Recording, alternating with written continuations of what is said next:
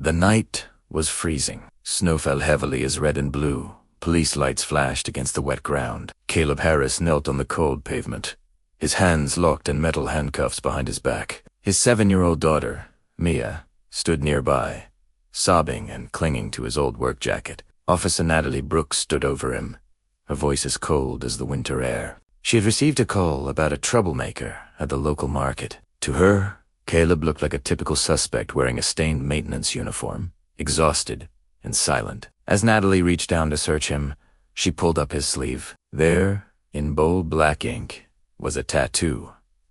A shield with the number 17 and the words, "Hold fast." Natalie stopped breathing. Her heart skipped a beat. She knew that mark. She had seen it only once before, in a secret photograph her father used to keep. Earlier that evening, life felt normal. Caleb had picked up Mia from school. They were happy, talking about Mia's math test as they stopped at Hawthorne Market for milk and noodles. But outside, a man named Derek Lawson was causing trouble. Derek looked like a gentleman, clean clothes, expensive hair, but he was harassing an elderly woman at the ATM when the shop cashier, Jasmine, stepped out to help. Derek turned his anger on her. Caleb saw this through the window. His old training kicked in. He told Mia to stay inside and walked out to protect the women. He didn't hit Derek. He simply stood between them and told Derek to walk away. But Derek was a professional liar. He saw Kayla's poor clothes and realized he could play the victim. Derek intentionally knocked over a display of drinks, started shouting, and told bystanders that Caleb had attacked him. By the time Natalie arrived, Derek was putting on an Oscar-winning performance of a terrified citizen.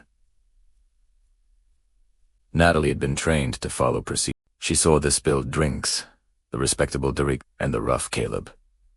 She made a quick judgment and arrested Caleb in front of his screaming daughter. But the tattoo changed everything. When Natalie was 14, her father, a legendary officer, had told her, "If you ever see a man with this mark, remember they are heroes who walked through darkness to bring others into the light." Caleb wasn't just a janitor. He was a former member of Operation Holdfast, a top-secret elite team that rescued witnesses from the mob and corrupt officials. Natalie took Caleb to the station, but her gut told her something was wrong. Her boss, Captain Whitman, was unusually angry. He told her to stop investigating and just file the charges. "Drop it, Brooks!" Whitman barked. His reaction made Natalie suspicious. She went back to the market and checked the security cameras. The footage showed the truth. Caleb had been the protector, and Derek was the aggressor. She sat down with Caleb in the interview room. "Operation Holdfast," she whispered. "My father was the liaison for your team. He died in a car accident 5 years ago." Caleb looked up, his eyes filled with old pain. "It wasn't an accident, Natalie. My wife died the same way. Someone inside the police department sold us out 8 years ago. I took my daughter and disappeared to keep her safe. This tattoo is a death sentence if the wrong people see it." Natalie realized the truth. Her own captain, Whitman, was the one who had betrayed the team. He was working for the very criminals Caleb used to fight. Natalie knew she couldn't fight Whitman alone. She contacted an old friend in the FBI.